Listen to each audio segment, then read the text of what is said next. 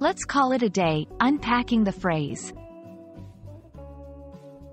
Hello, everyone. Welcome back to our channel, where we dive into the fascinating world of English language learning.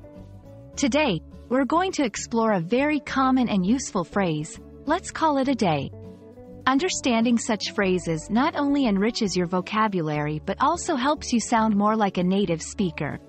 So, let's get started and uncover the meaning and usage of this interesting expression. The phrase, "let's call it a day," is an idiomatic expression used when someone suggests ending the current activity, usually work or some form of task, implying that they have done enough and it's time to stop. It's a polite and indirect way of saying that one wishes to conclude what they are doing and possibly resume at a later time or the next day. This phrase can be used in professional settings, such as at the workplace, or in casual situations, like when hanging out with friends or family. While the exact origin of "let's call it a day" might be hard to pinpoint, it is believed to have been used for many years. The phrase reflects the concept of recognizing a natural stopping point in one's activities. Historically, it might have been related to the end of a workday, when workers would agree that they had done enough labor for the day. Over time, it has evolved to encompass any activity where a group or individual decides it's time to pause or stop.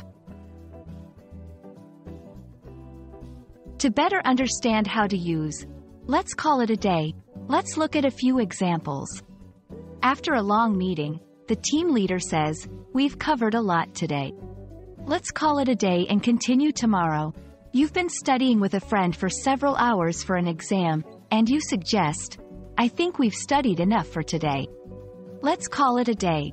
After a day of sightseeing on vacation, one person in the group might say, "We've visited so many places already. Let's call it a day and go get some dinner." It's also important to know when not to use "let's call it a day."